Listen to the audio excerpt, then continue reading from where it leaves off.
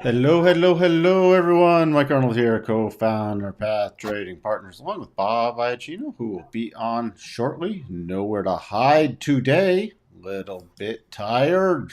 Third live stream of the day, but we will keep going. Happy Cinco de Mayo, William. If you were long and didn't watch your stops, it was Happy Stinko de Mayo. Oh, I just saw Bob in the background. Ugh. Hold on. I gotta. What, Bob? Why do you do that to me? It's Stinko de Mayo based off I that feel like it price was action. specifically directed at me. It was not directed at you. Should I make you disappear again? Yes, please. All right. Bob will be back in a minute. Hello, Wavy. One of those days, trading account took a hit, investing account took a hit. Crypto, I think you mean crypto account took a hit, unless you're only holding Bitcoin. Nasdaq suffers largest one-day percentage plunge since June 11, 2020. Dow notches one-day largest single-day drop since, I can't even read, October 28, 2020. And Russell, biggest drop since June 11, 2020. What does Jake have to say? Welcome, Jake. I didn't do anything stupid today, thanks to Mike's tireless, I think you meant teaching. I don't think I'm reaching. Hopefully, I'm reaching people with my tireless teaching. You are welcome, Jake. So, by the way, economic calendar for tomorrow. Economic calendar, we have non-farm payrolls, which I actually think could have a little bigger potential impact if there's at this point, other than just being completely dismissed. But we'll get what Bob thinks. And then we have, remember, there's 4 Fed speakers. I think we have 6 though total tomorrow. 6 total. So keep that in mind. We didn't check on it this morning, but you still have the 50 basis point hike with Fed, and you see in negative gamma territory. So, and right before we bring on Bob, we had a block after the close, lucid after the close, nothing really important. Tomorrow morning, I mean, unless you were block got a little bump. DraftKings tomorrow. Not a lot that I'm looking for. So if anybody else has something we want to check in on after Bob's done, let me know. And with that, if you are new here, please do consider subscribing, ringing that bell, and hitting the like button. What happened to my subscribe? What happened to my subscribe? Not that. Oh boy. There we go. The subscribe. There we go. So if you're new here, even though I made a screw up with that, please do still consider subscribing, ringing that bell, because I did a live stream at noon today, just out of the blue, because we had our blood red markets, and hit the like button. And with that, now I'm bringing Bob back. Bob, you're back. I'm back. That's better. So no more Stinko de Mayo. Now, turn me off again. That's what it is when you don't have a margarita on Cinco de Mayo. It's Stinko de Mayo. Turn me off again. But what'd you think of today's price action? Actually, I wish I would have been able to come on to yesterday's, because you guys today would have been saying Bob's a genius. I even said it on TV that the move up was very speculative and wouldn't last. I said it in a TV interview last night, as well as yesterday morning. I talked about gold. I thought gold staying above 1850 was telling. The guy was like, gold can't get above 1900. What do you think of that? I think it's more telling that gold is staying above 1850 than gold can't get above 1900. I actually think that's the bigger story. Anyway, today's price action, I didn't expect it to go as hard. I expected it to take 2 or 3 days to reverse yesterday. It looks really sellable on the chart you have up. I mean, it looks really shortable on the chart you have up. But essentially what happened yesterday was there was actually people out there saying, have we reached, the phrase was peak hawkishness. And the reason that sticks in my head is I was like, are you fucking insane? That's what you think? Because the Fed, who I can't remember them ever doing a 75 basis point rate hike, said it's not being discussed right now. That was peak hawkishness. All of a sudden, they're just going to be super dovish and turn the other way. It was an insane, yesterday was an insane reaction. Today was cooler heads prevailing and putting the market right back to where it probably should have been, given everything that was said at the FOMC. And then you pile onto that what was said by the Bank of England. I mean, the Bank of England, UK, they're expecting 10% unemployment, according to Andrew Bailey, who's the governor of the Bank of England. Let's take a look at a couple of things, and I'm just going to talk about them. Mike, you can put them up if you want. You don't have to if you don't want to. Yesterday's ISM non-manufacturing numbers. Okay, so the services ISM is important in the U.S. because we're a services economy, right? These are yesterday's numbers. If you look, the PMI, the headline PMI missed 57.1 versus 58.5, so lower and lower from last week. Right? Okay. Still in expansion territory. Not so bad. Right? Then you look at the prices index of that 84.6, highest ever. That's a record since ISM has been taking their surveys. Okay. So that's the highest it's ever been. And they don't have a forecast in that one. New orders 54.6 versus 60.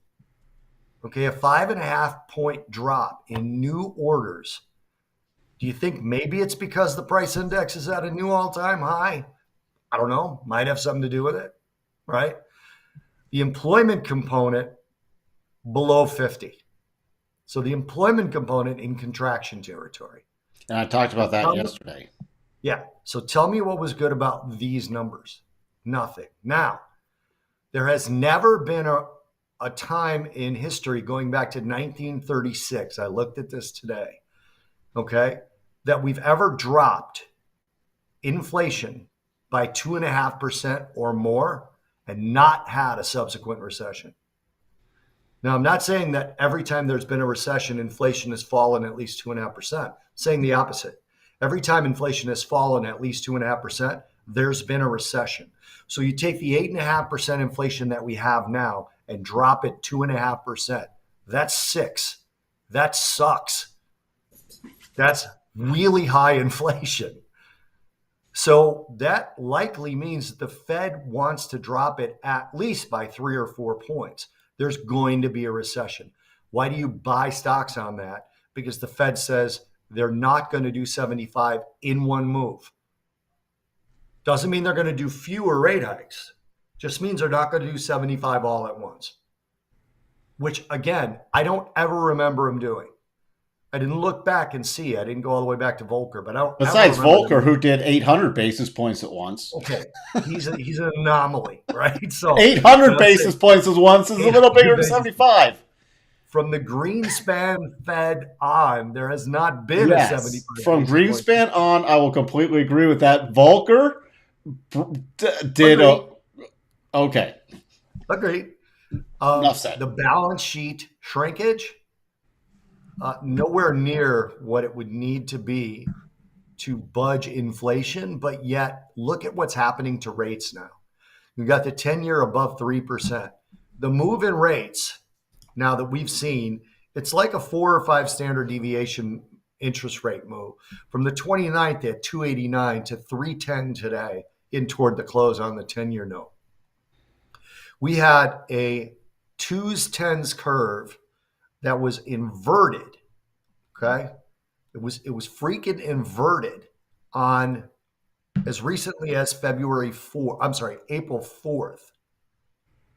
As of May 5th, 1 month and 1 day later, it's at 37 basis points. So that means the farther end of the rate curve has higher rates. What does that mean? No one believes they're going to be able to bring inflation down. No one believes it in the market. This is horrible for stocks. We have a slowing economy, markedly slowing as per the latest data. And we have inflation that nobody believes is going to head lower.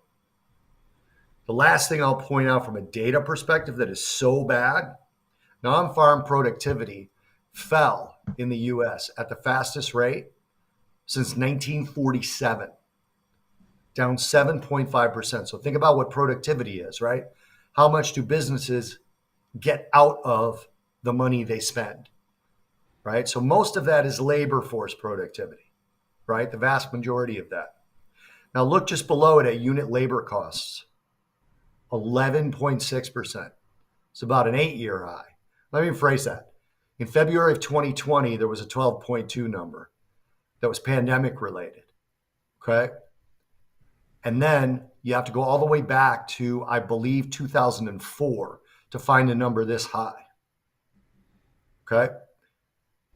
So what does this mean? Businesses are getting a hell of a lot less for every dollar they spend in productivity. They're getting less out of their employees for the amount of money they spend. I said that was going to be the last thing. That's not the last thing. In order for them to make up for that, they have to raise prices, right? Because they're spending more to produce less, is what that equation means.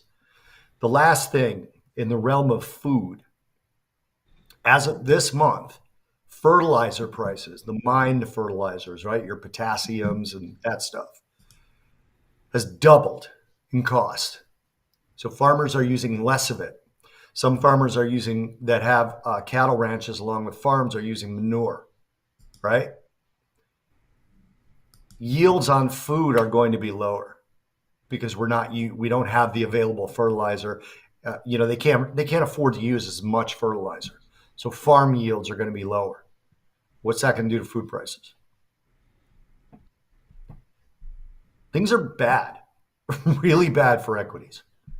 The only thing that's good for equities is inflation is going to be sustained, and inflation and equities tend to correlate. When inflation is up, stocks tend to go up, except, we talked about this maybe 3 weeks ago, except when GDP suffers.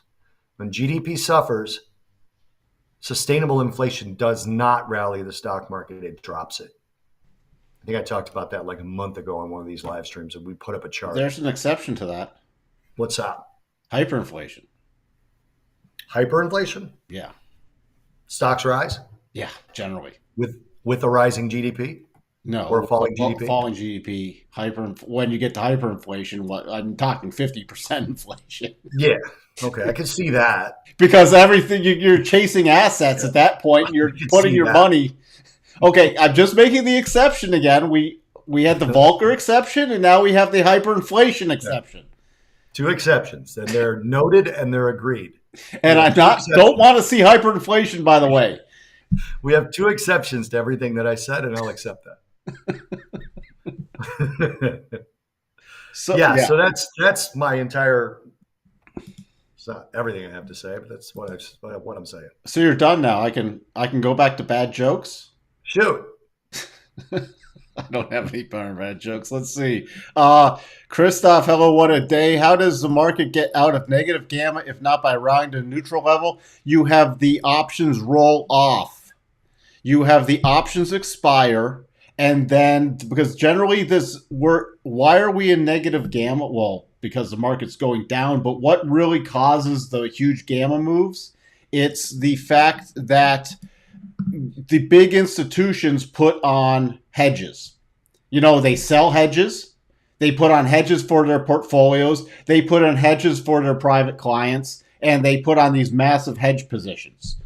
So what that does when they roll off is they have to reestablish them. If the market's down, then they generally reestablish them. They reestablish them based off the new levels. And you have a reset in gamma when they do that, and then if the market sells off again, it drops into negative gamma. If the market rallies from the new spot where they put it on, it generally goes to positive gamma. So that's how you can get out of negative gamma, is when essentially look for the big monthly expirations, because the big monthly expirations are going to shift gamma prices.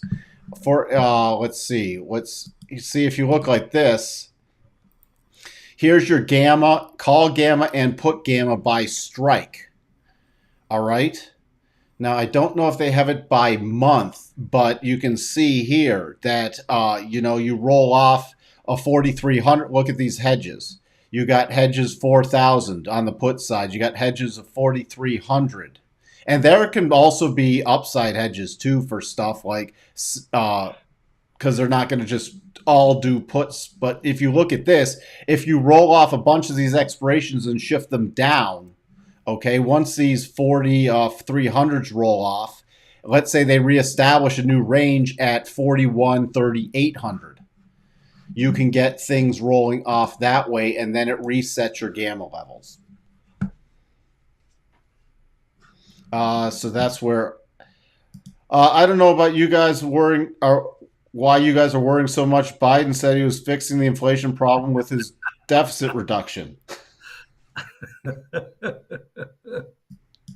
But I don't even want to start. Don't even start. Can you check out EDBL IPOs by far the most volatile trades this week? Hold on. NASCAR all out. Welcome. Never seen you before. Thanks, Christoph. All right, you got that. We'll take a look at that after Bob rolls off. I can look at some specific markets. I thought we were going to roll over again, just not this quickly. And, it was interesting because, and I'm still trying to find out, like if you watch some of the stocks I watch on the open which then you started rolling into the futures, it was just relentless hitting the bid. Like there was like something was getting liquidated. I mean, it wasn't even orderly unwinding. It was just bid up, gone, bid up, gone. It was just with volume. Okay. Normally when you have some selling, you get at least a breather or a bit in there. It was relentless in the mega caps, in techs. It was just like you couldn't get out fast enough, which was very interesting to me. It wasn't even controlled selling. It had a capitulation feel to it for sure. It had the data doesn't look capitulative as of yet, but it had that feel. But it looked like I'm like, is there something getting liquidated? Is there a fund? That's what I heard all day, but I don't want to say anything because I haven't found anything. I haven't either. But it looked exactly like that was happening this morning. I said even at the noon live stream, I'm like, this price action is like something got liquidated. Yep. And why I say liquidated, because normally even when you get down markets, you get controlled selling. You get, right. You get, all right, let's let it breathe again. Let's let it rally a bit so we can resume our selling. This was just, I'm like, who's blowing up? Yep. But I haven't heard anything. I've talked to people and they're like, we don't know either. But I've had people who follow price action from a professional standpoint, not like your average Joe retail guy. And they're like, it looked like forced selling to us too. But nobody knows what happened. I'm literally getting a blank slate of somebody. A lot of people are agreeing and saying that was like forced liquidation, but nobody has any clue of what happened. So I don't know. That's where it sits. And there was low liquidity in the futures. I mean, the bids were just getting taken out left and right without huge size. But I was more concerned about the stocks. Even on the mega caps, it was just getting brutalized on the bids. So yeah, turning into there were bids there, but again, they were absorbed. They were just taken out instantly. ES dropped 35 points in a single 1 minute candle. I mean, it was, and the futures, there's just the liquidity is still. I've talked about this before over the last couple of months. The liquidity was super low. Once we break support levels, feel like we have a week of pain similar to December 2018. That could be true. I was surprised, actually. We had a little bottoming pattern in the afternoon. Very going into the close, we got a little bounce. I was actually surprised at the strength of the bounce, but we had the pattern. Here's the S&P. Look at this. You want to talk about the levels working? Here are the doubles off the harmonics. Where did I get the harmonics? That was the reverse harmonics from the flag. Bottoming right here, triggering the double. Look at that, ending the day right at the third target. Here is your Nasdaq ending right at the third target. Here was your Dow right at the third target. So that, you have to trade the technicals, but I was actually surprised at the strength of that bounce into the close. Once we do, though, get through, then I'll turn it back over to Bob. I mean, they're still buying. And didn't ARK yesterday? ARK had massive inflows. which was retail. That was not institutions dumping ARK with massive inflows. Huge inflows into ARK yesterday. So retail at some point is still buying. When that starts rolling over, remember I showed a thing last week that was, or was it earlier this? No, it was earlier this week with, I think I still have it here. I think I still have it. Yeah. Here you go. Retail last week was slightly net outflow, slight net outflow, and institutional everything. But yesterday, retail was a huge inflow. And I thought we'd roll over again, just not like this today. I mean, this. Oof, I don't have anything else to say. What else do you have to comment on, Bob? I'm worried about the AMC GameStop people. What are you worried about? Besides them, they're going to hold it till death. I'm just worried about them. It's one of those things that when you see it, just a regular sort of, I mean, look, one of the things that Mike and I've talked about for a long time is people will look at these days and they'll be like, crazy day. These markets are crazy.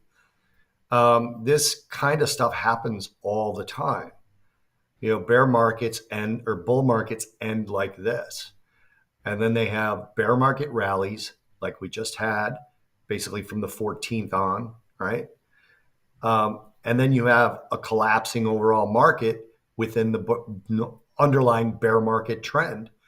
And then people start going, things are crazy, things are crazy. My phone was blowing up from people asking me what was going on and when was it going to end, when Mike and I have been telling them for weeks, if not months, that these kinds of things were possible, right?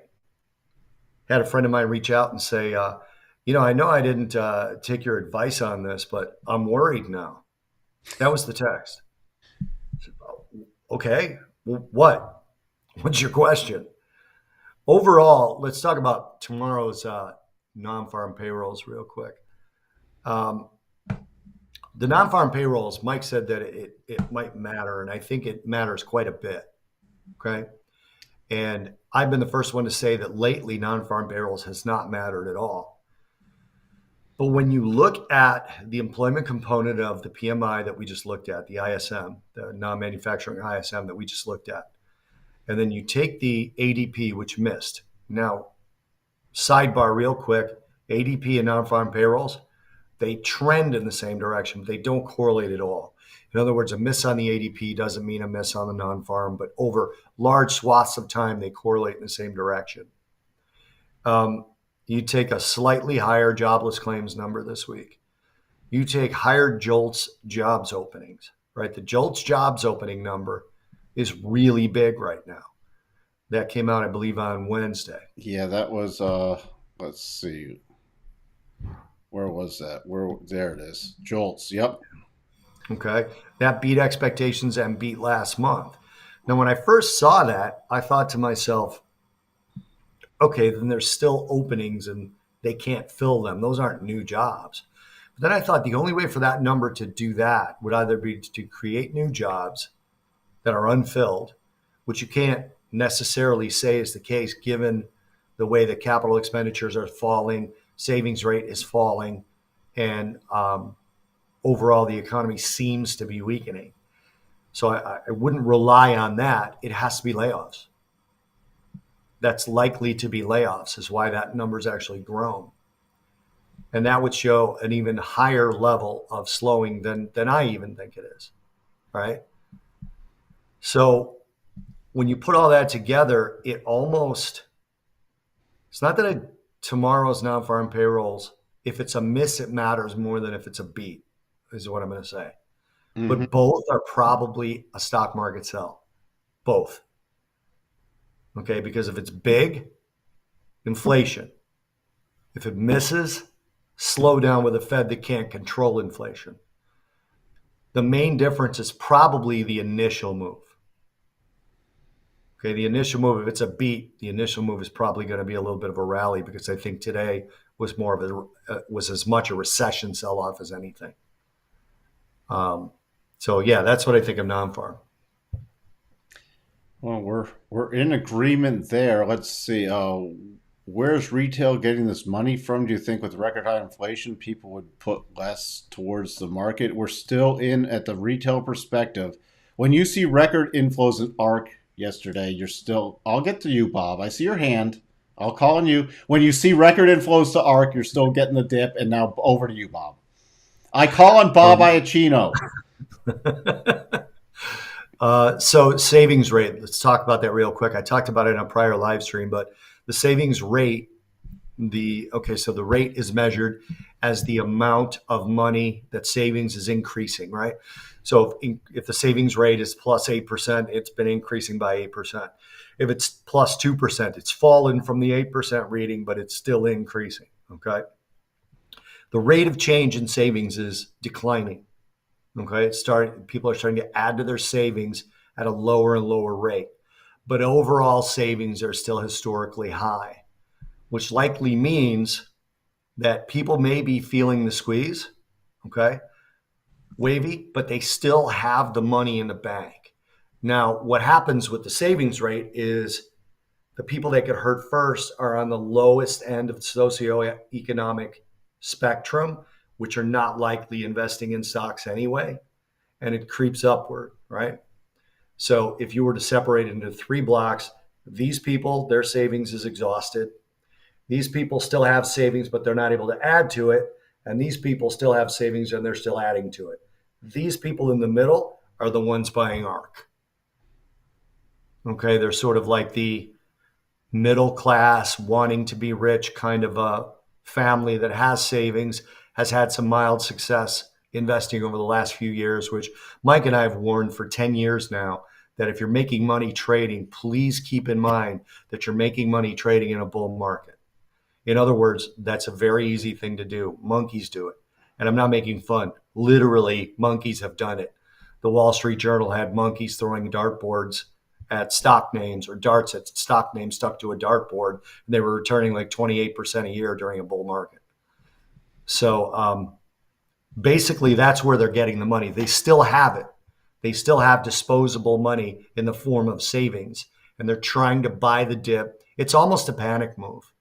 And that particular panic move is a very, very bad thing to see. And the reason you could tell it's them is because it's ARC that they're buying. That's how you can tell it's them. Let's get to some. By the way, thank you, Lauren, for the super sticker. The hippo character throwing a blazing uppercut in the air with the word knockout appears in the background.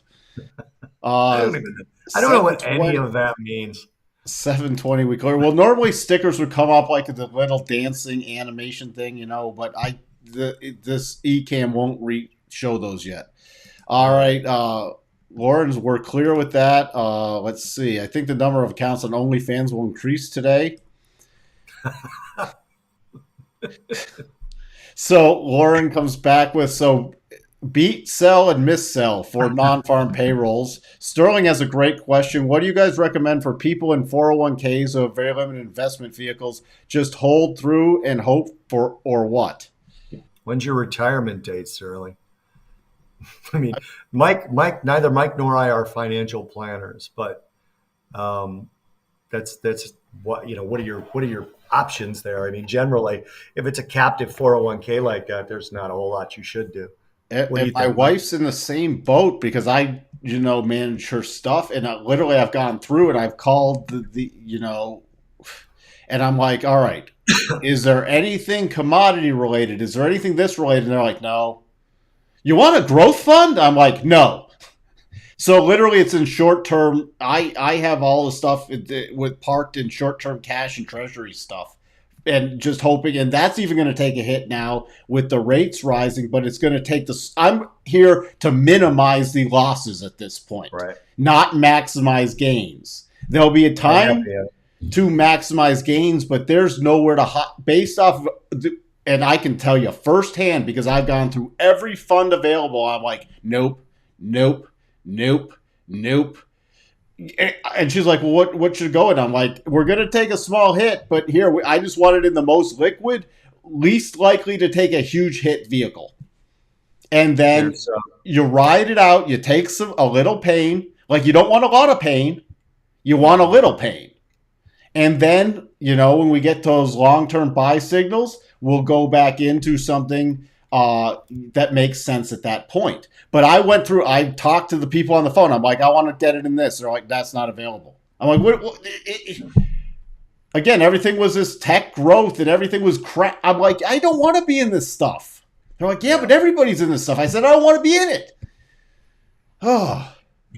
I put my mother in a couple of corporate bonds. Actually, you can actually get 3.5% to 5.5% on short-term corporates after the last couple of days of moves.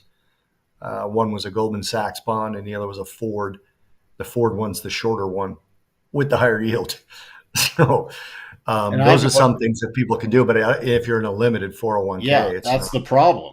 If it was a self-direct, in the self-directed stuff, it's a different fact than a work-related limited 401k. That's the problem, and I'm referring to a limited 401k.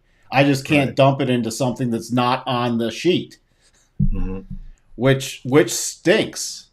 Yeah, but I literally for 13 months we're going to get 3%, and then for 2 years we're going to get 5.15. I think that's. For what's going on, I like that for a retired person. Yeah, and the only other thing I do, Sterling, is I consider that in the overall portfolio and have hedges against it. For example, I consider that as the net assets under management for myself, for the family stuff. And so if I'm, again, downside risk, I consider that in management. So I have to consider that for hedging. So I'm going to take a small hit in that 401k, but I'm going to also at key strategic times put on downside hedges to try to offset some of those and possibly make even gains beyond those. So that's the only thing I can't give you individual specific advice. I can just give you own personal what's going on. I like Sterling's comment there. Where's that? Let's see. At this rate, retirement time frame is like a goalpost with wheels on it. No, this is where, with all the pumping and them not raising rates sooner, they've just postponed this inevitable. And if they go to, again, I was talking to people, when are they going to go to QE again? Like literally, when are they going to cut rates again? If they postpone this again, as you've said before, Bob, the next time is just going to be, you can't keep postponing. You can't postpone winter forever. Yeah. You got to flush out the system at some point. It gets the bad debt out of the system. It gets the bad investments out of the system. It gets stuff like NFTs out of the system. You don't have to spend $2 million on an ape playing football or whatever it is. That's just not a smart investment. It's not a Van Gogh. So we got to get some of this crap. You don't also need 18,000 cryptocurrencies. Mm-hmm. You got to flush the system out. And the longer that's postponed, there is no world where we'll never not have a recession. Okay, you need business cycles. It gets bad investments, companies that shouldn't be around, out of the marketplace, and makes companies start making better decisions again. At least this is my take. And then you go into new growth cycles. But if you keep postponing it, you keep getting investment into absolute crap, and then the ultimate price is way worse. And no, I did not have, I saw a comment on here, it looks like I had 4 coffees. I've only had half a cup of decaf and half a cup of regular today. I didn't need coffee. The market kept me up. Not from a bad perspective, but it was like, oh, wow, that got taken out. Oh, wow, that got taken out. No more coffee for me. All right, before, let's see. What? See, there was that. Looks like Mike had 4 coffees today. I'm sorry you lost 10K today, William, but that's just stick with your stops and manage your position size and manage your risk per trade. That's what you can do, and you'll still at some point take losses. There's no, if you're investing or trading, there's no way to always avoid losses. You just want to minimize the losses. Uh, you only need to give ARK 5 years for 100% return. At this point, I don't. Half of what she owns could blow up completely. What else? Do you have anything else, Bob? And then I'll look at some price action. Pull up NASCAR's thing up top there. Which one? The low Hold on, I got to float. scroll back up. With eight.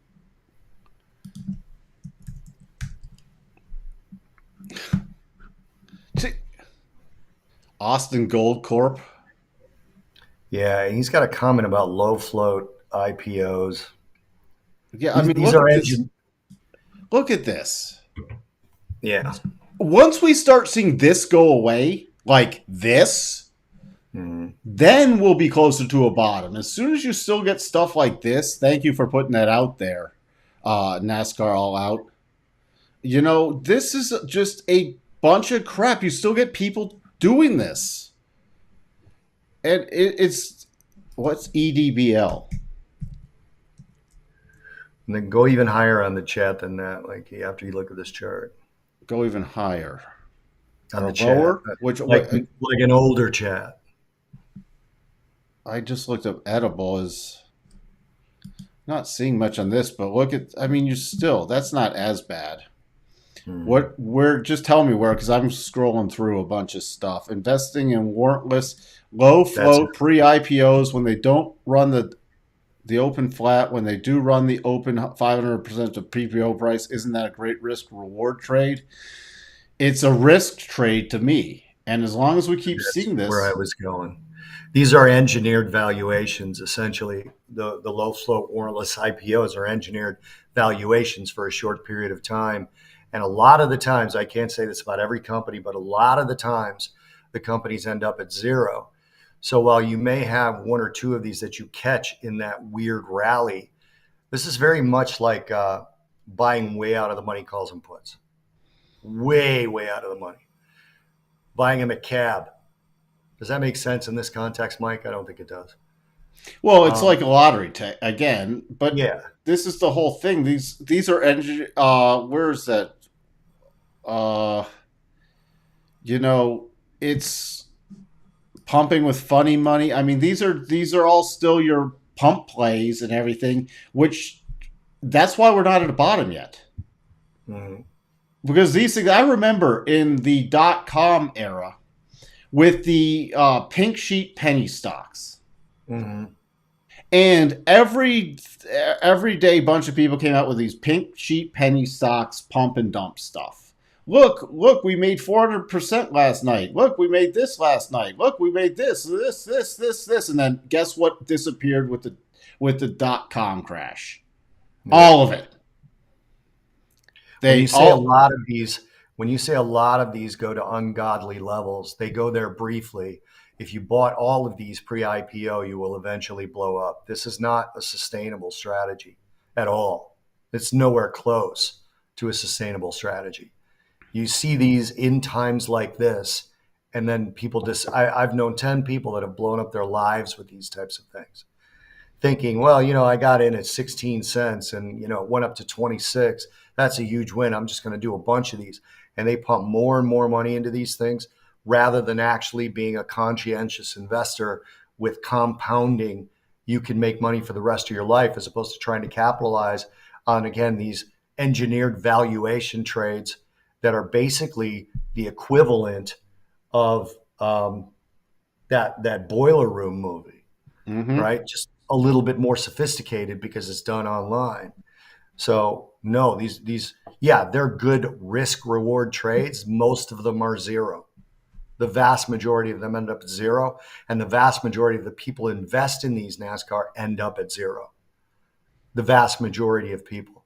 I mean, if you follow the Reddit boards from all the GME and AMC and all these other stuff, most of those people end up losing money net. Most of the people who engineer the moves make money, but they're in way ahead of time. They engineered a move, which should be cracked down upon, and they're exiting as everybody else is coming in. And that's where we sit. And most of the people blow up, and that's Yep. not what we want. We want smart, credible It's just not the investment. kind of thing we took. It's not the kind of thing we talk about in here, NASCAR. It's like if you say if somebody's up 500% and you hold, you're basically saying that's your fault. And I get it. Well, what about 80%? What about 81%? What about 499%? What about 322%? It's all crap, dude. It's not the kind of stuff we talk about in here. I'm not, by the way, I'm not denigrating you by any stretch. This is working for you. I think it's fantastic. I also trade crude oil. I don't talk about trading crude oil in here. It's not an appropriate forum for this type. And this is a gamble. It's like betting a number on a roulette wheel. You make a lot when it hits, but otherwise it's just $5 gone, $5 gone, $5 gone. Not the kind of thing we talk about, but so I gotta Sterling, go, guys. what was that? I gotta go. All right, hold on. I Let me will make talk to you Bob. guys Tuesday unless something crazy happens tomorrow morning. Actually, I'll try and be on tomorrow mornings, Mike, because we got Okay, if non-farm. you can be on tomorrow morning for non-farm payroll, 8 a.m. with Bob. Yep. I'm making Bob Also, disappear. tomorrow, by the way, we have a special guest on our podcast. So make sure you watch for our next podcast or when we release it on Sunday. It'll be Monday morning that it gets released. But we're recording tomorrow a very special bald tie-dye guest I that we wonder have. who that could be. I don't know. I hope he's All right, guys. smart. Hold on. There's something for me there. Hey, Bob, your comments this past Tuesday after Powell yesterday and market action today, are you still feeling like we're in for intermediate market bottom? Yes, but I want to correct you the way you wrote it there. I said a medium-term market bottom is coming. Okay. So, yeah, thank you, NASCAR. And please don't go away. Like, stick around. Anyway, options 22. Yeah, I still think we're making a medium term bottom. Remember, like, if you think about the scenario I laid out, it's something that's going to happen over one or two Fed meetings, maybe three. We got 5 or 6 Fed speakers tomorrow. They could try and calm the market down. I think it's interesting that so many of them are speaking immediately after a Fed meeting. I think that's super interesting. Well, I So, yeah, I thought still think I thought today they were going to have to talk down the market, but after yesterday they were going to talk down the market, but after today they might have to pump it up. yeah. One more question for Bob. Japan CPI today. How will it affect the yen? U.S. Um, dollar, USD, JPY forming a bullish flag.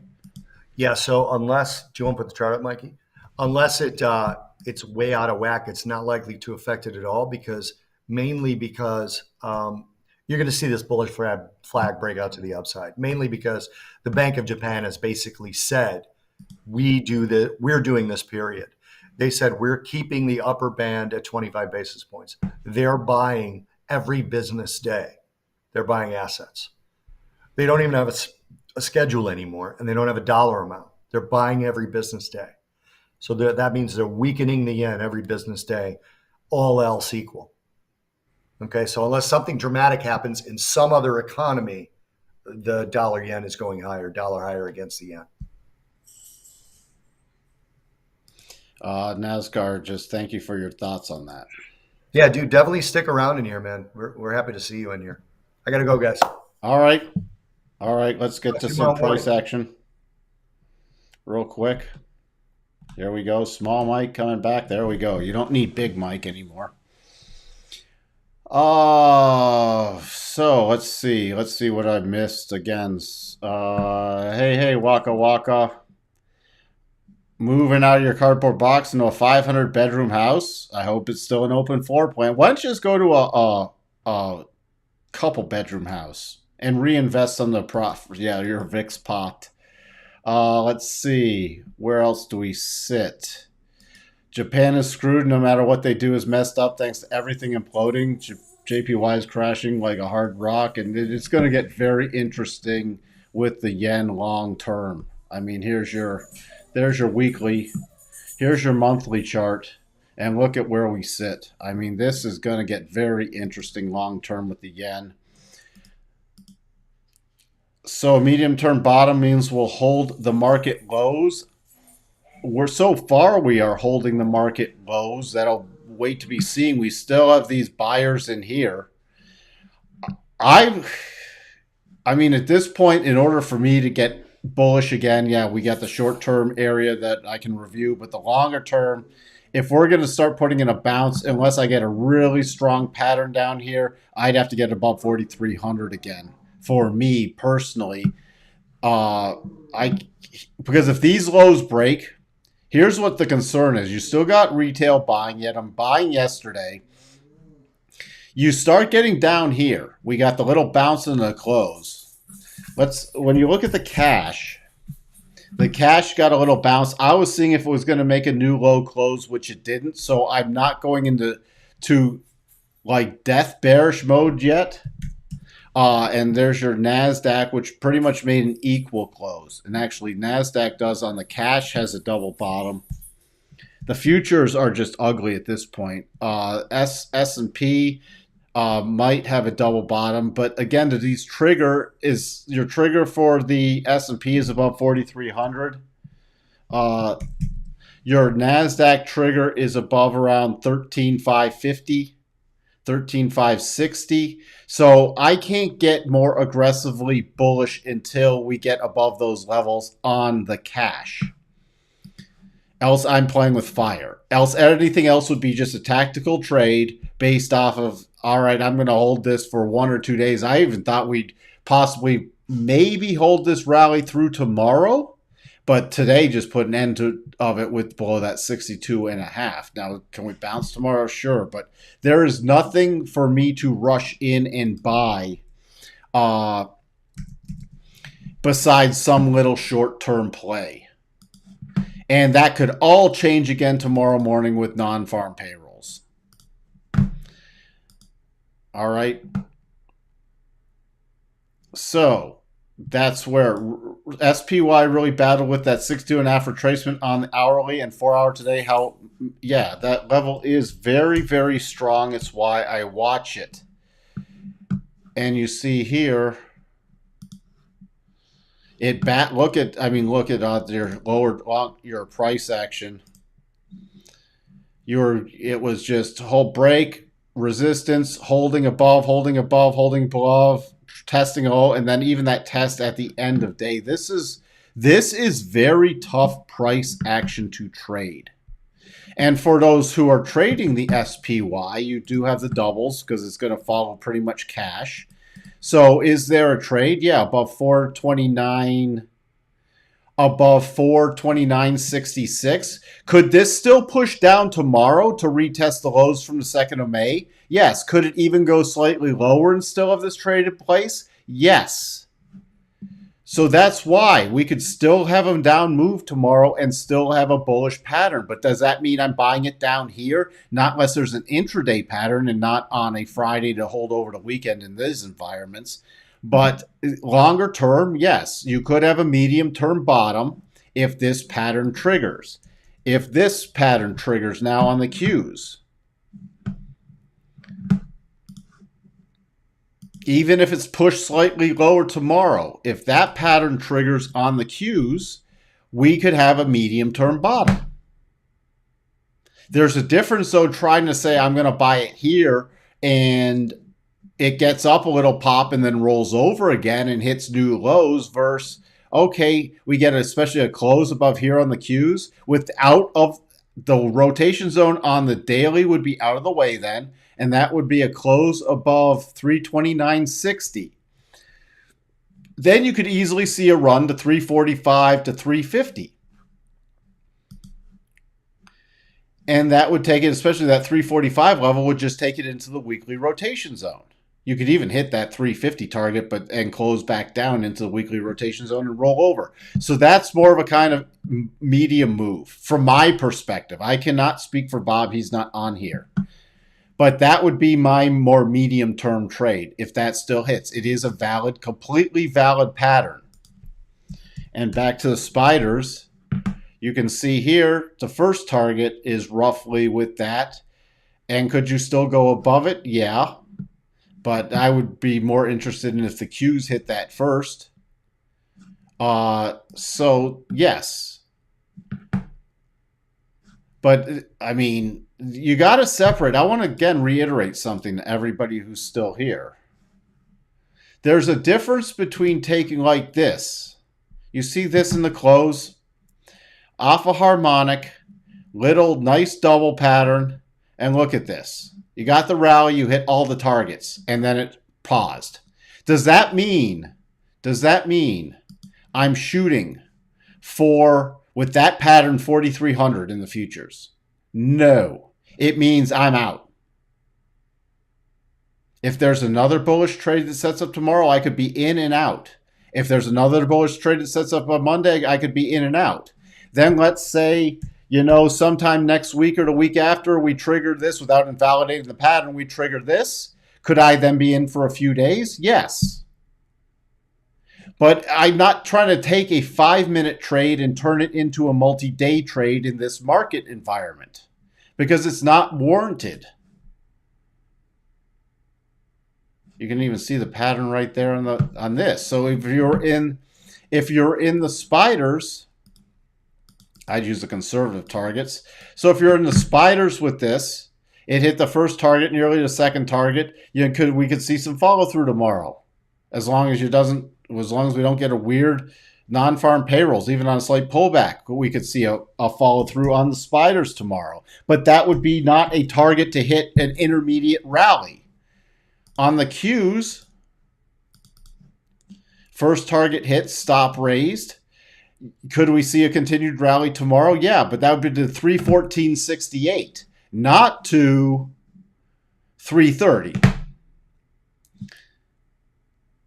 I really got to get this through, people, because everybody's still, not everybody here, but so many people I talk to want to buy this and hope it turns into this. Whereas if you bought this and didn't get out here, somewhere here, you're back down here. Remember, we had that 1 hour, on the Nasdaq.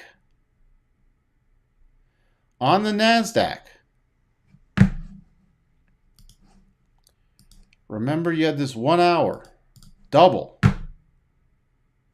and it finished. And it went higher. And then it went kaboom. Did I know it was going to go kaboom? No. If it was going to hold, it should have held here. And then worst case, it went over today, should have held here. And then it was a bloodbath. But this, you can't turn into, this little pattern, you can't turn into, we're going back to whatever, 4,300 or 14,300. That pattern was complete. It was a 1 hour trade, which finished.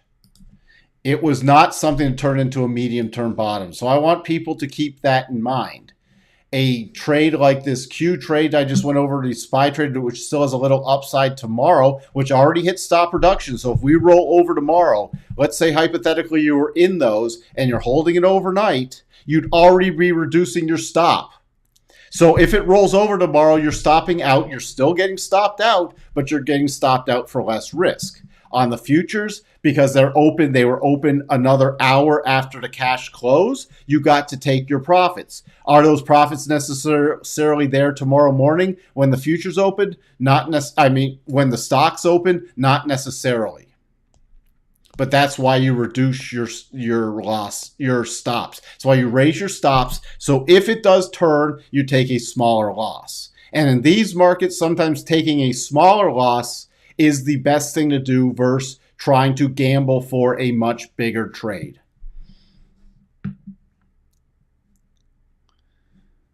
Net is crashing. Whoa. Oh.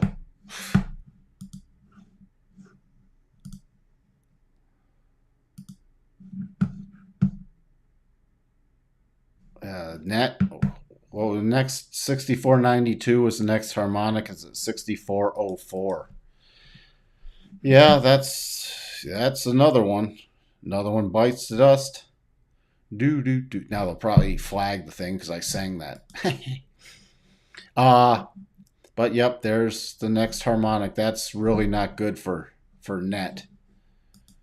Thank you for pointing that out. Again, longer term, where is it against the rotation zone? It tried to trigger the sloppy double and then above the weekly, but then rolling over. That's why I'm still expecting lower prices on a lot of this stuff. Thank you.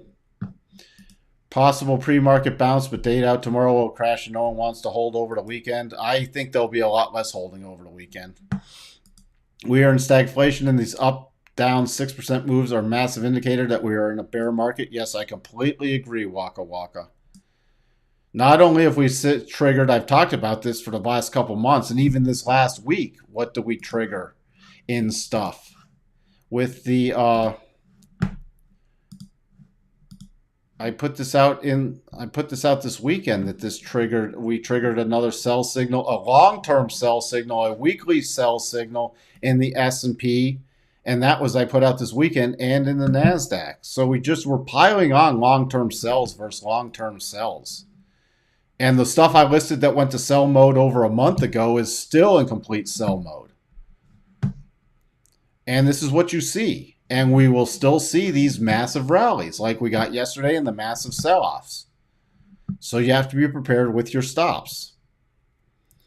Good news equals bad news. Good NFP report will strengthen the dollar and the market will flush again tomorrow. New low. There you go. You got it from Rich. And we will be on tomorrow morning to review it. One thing you have taught me is to park my bias. What I think will not make me nearly as much money as what the levels, the patterns, and the probabilities will do. I will get to meta right now for you, William.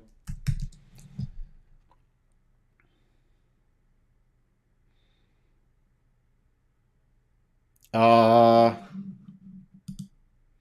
you're into the weekly rotation zone. We actually completed that harmonic. You don't have a potential double anymore. You still have your upside gap play, but shorter term, if we have another down move tomorrow, I would be more worried about breaking below 200 and then the potential downside gap play. What's the only bullish play I really have? Let me get back here. Just looking for a significant level on here.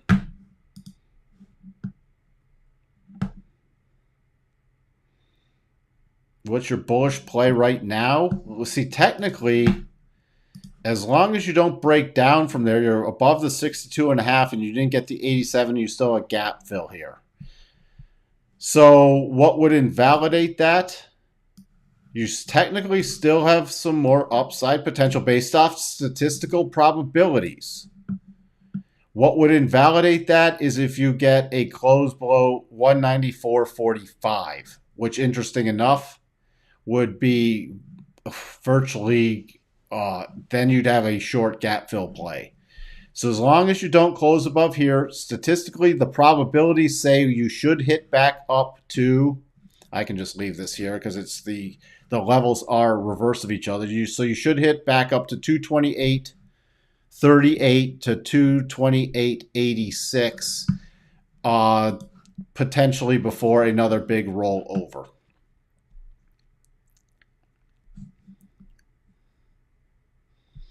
And this again, one thing you have taught me is, I'm going to state this again with Sterling. One more thing you have taught me is to park my bias. What I think will not make me nearly as much money as what the levels, the patterns, and the probabilities will.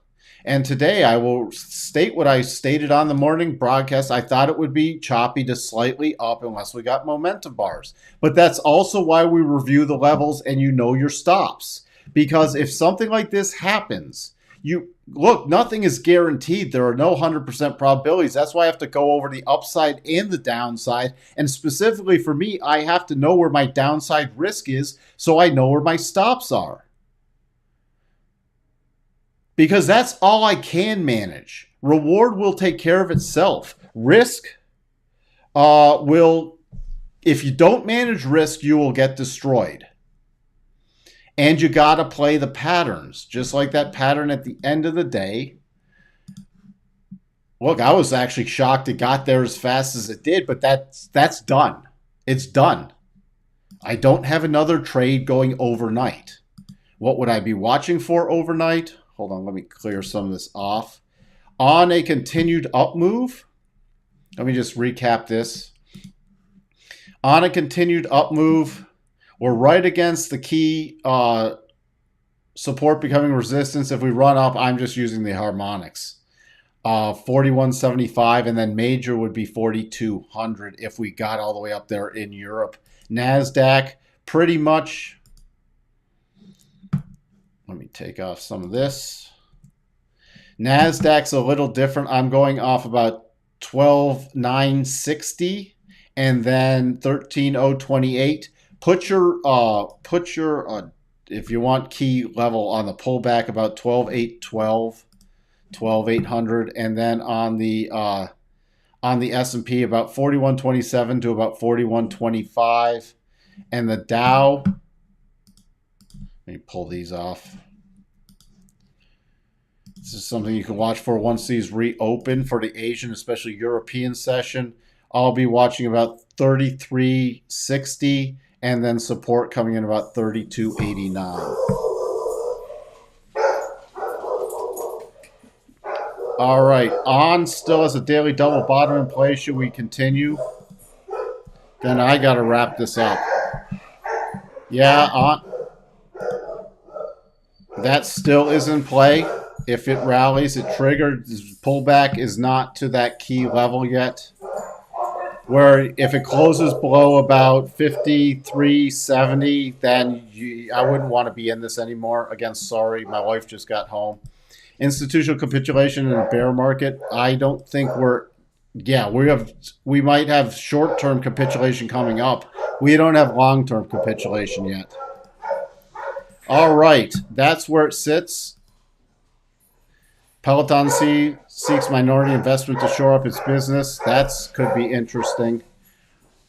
All right, Wavy, this year's trading has been the hardest I've come across. How many years have you been trading, Wavy? Because this is what happens when you get in the markets like this. It makes it a lot tougher. It's what separates the true traders and investors for the people who mixed up bull market for brains. It's going to be interesting. Peloton slightly lower. Somebody will buy out Peloton. If it continues down a lot lower, so it will be a takeover candidate because of their user base. All right. Started trading Bitcoin. So you have not been through a horrible market conditions yet, Wavy. And I mean, you haven't been through a 2009. You haven't been through a 2001, 2002. Yeah, that was the biggest, and that was a blip because of all your quantitative easing. So, all right, I got to wrap this up. It's been a long hour. My voice is running out, and I have to refresh my iced tea. I will be here. Hopefully, Bob will be on. I will be here 8 Central tomorrow. We'll review non-farm payrolls, so don't be caught off guard by that.